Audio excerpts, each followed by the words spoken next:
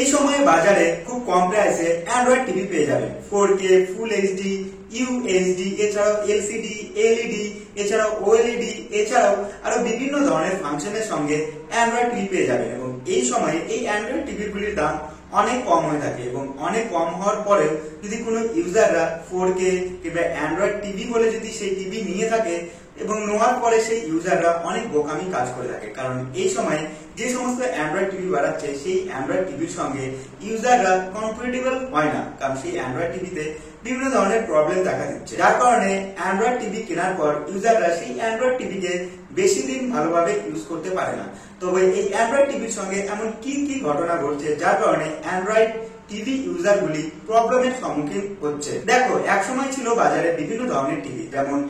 Normal TV ছিল, তারপরে এলো স্মার্ট টিভি এবং তারপরে এলো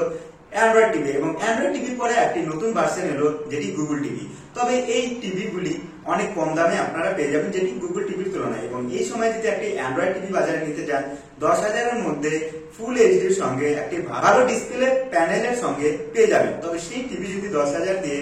আনা হয় ঘরে এবং ইউজ করার সময় বিভিন্ন ধরনের প্রবলেমের সম্মুখীন হয়ে থাকবেন, যেমন তার ইউআই ভালোভাবে কাজ করে না, কিংবা টিভিটি অন হতে 5 থেকে 10 মিনিট নিয়ে নেয়, কিংবা কিছুদিন চলার পরে সেই টিভিটির সফটওয়্যারটি হ্যাং হচ্ছে, কিংবা টিভিটি পুরোপুরি হ্যাং হয়ে যাচ্ছে, কিংবা মাদারবোর্ড ডেড হয়ে যাচ্ছে। এই ধরনের বিভিন্ন ধরনের ঘটনা অবশ্যই আপনারা দেখেছেন। কিছুদিন আগে আপনারা দেখেছিলেন বিভিন্ন ধরনের অ্যান্ড্রয়েড স্মার্টফোন যে কোম্পানিগুলি হয়ে থাকে তার নিজের অ্যান্ড্রয়েড টিভি বার করছিল। OnePlus, এছাড়াও এমআই টিভিগুলি এখন কিছু সিরিজ চলছে, এছাড়াও রিয়েলমি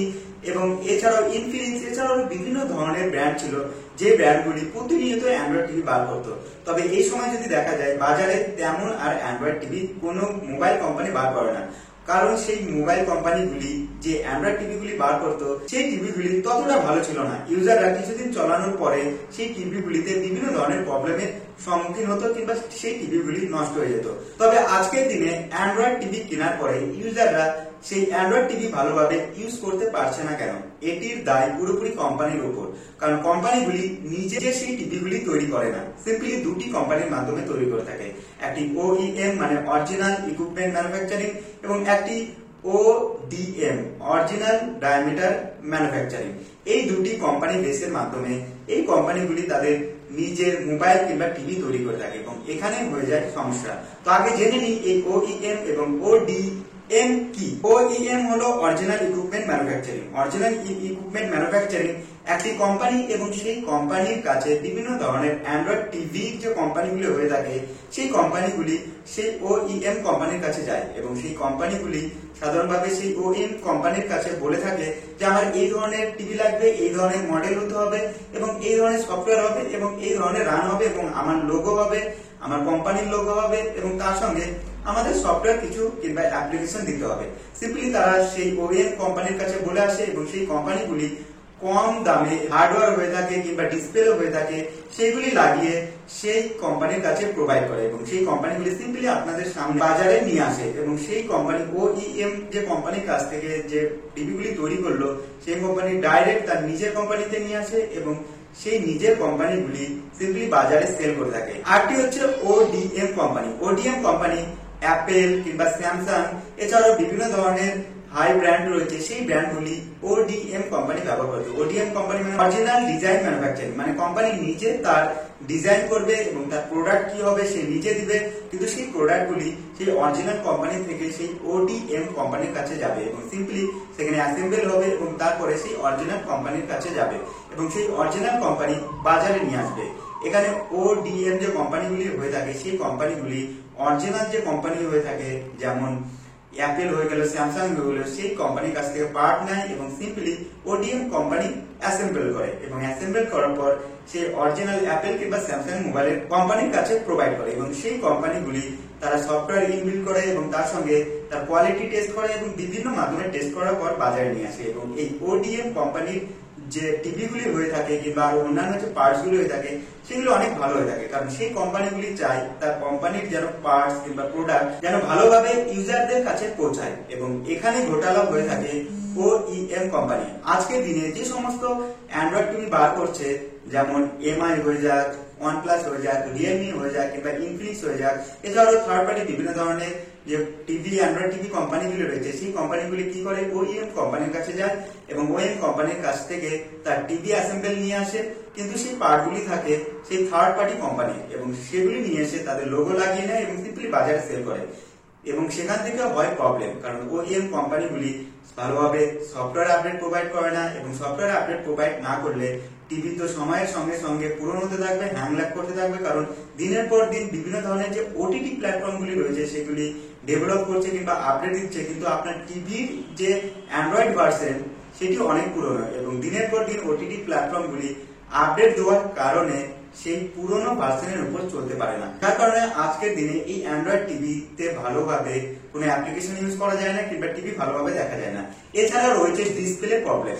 ওইএম কোম্পানির কাছ থেকে যে সমস্ত কোম্পানি প্রোডাক্ট নিয়ে থাকে সেগুলি থার্ড পার্টি হয়ে থাকে এবং কোয়ালিটি ততটা ভালো হয় না, যার কারণে অ্যান্ড্রয়েড টিভি কেনার পরে কিছুদিন পরে দেখেছেন বিভিন্ন ধরনের ডিসপ্লে প্রবলেম হয়ে থাকে, যেমন ঝাপসা হয়ে যায়, কালার ভালো দেয় না, এছাড়াও বিভিন্ন ধরনের প্রবলেম হয়ে থাকে। এছাড়াও রয়েছে র্যাম ম্যানেজমেন্ট।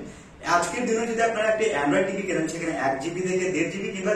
ম্যাক্সিমাম আপনার 2 GB র্যামের সাপোর্ট পেয়ে যাবেন, কিন্তু সেই 2 GB র্যামের উপর সিস্টেম চলবে, অ্যাপ্লিকেশন চলবে, এছাড়া আপনারা গেম খেলবেন, এছাড়াও অ্যান্ড্রয়েড টিভিতে বিভিন্ন ধরনের কাজ করে থাকবেন যেগুলো আপনারা মোবাইলে করে থাকেন এবং সেই ওইএম কোম্পানিগুলি সেই র্যামগুলি থার্ড পার্টি র্যাম দিয়ে থাকে এবং সেই কোয়ালিটি অনেক কম হয়ে থাকে এবং জেনারেশন অনেক কম হয়ে থাকে, যার কারণে এই সময়ে অ্যান্ড্রয়েড টিভি র্যাম ম্যানেজমেন্ট ততটা ভালো হয় না, তার সঙ্গে কোয়ালিটিও ততটা ভালোভাবে চেক করে না, মাদারবোর্ড ডেট ইস্যু হয়ে থাকে, কারণ সেই ওইএম কোম্পানিগুলি ততটা ভালো পরিমাণে মাদারবোর্ড দেয় না, কারণ তাদেরও লাভ করতে হবে এবং কম টাকাতে সে বেশি পরিমাণে প্রোডাক্ট তৈরি করে এবং বেশি পরিমাণে যদি কম টাকাতে প্রোডাক্ট তৈরি করে এবং সেই অরিজিনাল কোম্পানির কাছে যখন প্রোভাইড করে তারা মোটা পরিমাণে টাকা নিয়ে থাকে এবং সেখানে তাদের কিছু লাভ করতে হয়, যার কারণে আজকের দিনে এই অ্যান্ড্রয়েড টিভি গুলি ততটা ভালো বাজারে পাওয়া যায় না। যদি অন্যদিকে দেখেন গুগল টিভি যেমন সোনির তরফ থেকে পেয়ে যাবেন, সেও আজও বাজারে নাম্বার 1 কোম্পানি হয়ে রয়েছে, কারণ সোনির যে টিভি গুলি হয়ে থাকে সেগুলি ডাইরেক্ট গুগলের তরফ থেকে সফটওয়্যার আপডেট দিয়ে থাকে এবং সোনি নিজে টিভি ইনবিল্ড করে এবং কিছু কিছু ওএম কিংবা ওডিএম কোম্পানির কাছ থেকেও তারা সেই টিভি অ্যাসেম্বল করে থাকে। এছাড়াও রয়েছে এলজি, স্যামসাং। এলজি সাধারণভাবে তার নিজের ওএস তৈরি করেছে যেটি লিনাক্স ভার্সন থেকে এবং তার নিজের সফটওয়্যার কিংবা নিজের ইউআই রয়েছে এবং সেখানে গুগলের কোনো সাপোর্ট নেই, তার নিজের কন্ট্রোলে সে চালিয়ে থাকে, যার কারণে এলজির যে WBE যে ইউআই হয়ে থাকে সেই ইউআই এর মাধ্যমে আজও নাম্বার 1 কোম্পানি হয়ে রয়েছে সেই টিভি ব্র্যান্ডের তরফ থেকে এবং এই টিভিতে কোনো প্রবলেম হয় না। তেমনি স্যামসাং এর টাইজেন অপারেটিং সিস্টেম, তার নিজের অপারেটিং সিস্টেম, গুগলের কোনো কিছু নেই,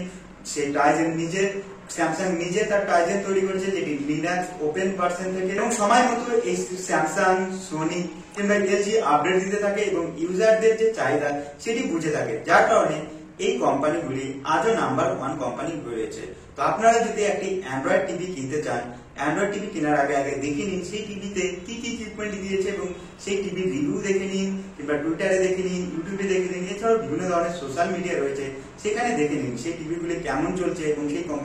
সেই টিভি কোন কোম্পানি থেকে তৈরি করেছে। আপনি একটি এমআই টিভি কিনছেন, সেই টিভিটি কোন ওইএম কোম্পানির কাছ থেকে তৈরি করছে কিংবা থার্ড পার্টি কোম্পানির কাছ থেকে তৈরি করছে কিনা সেটিও আপনারা দেখে নিন। তো আজ ছিল এই ভিডিও যে আজকের দিনে এই অ্যান্ড্রয়েড টিভি কম দামে পাওয়া সত্ত্বেও ইউজাররা স্যাটিসফ্যাকশন হচ্ছে না কেন কিংবা অ্যান্ড্রয়েড টিভির সঙ্গে বিভিন্ন ধরনের প্রবলেম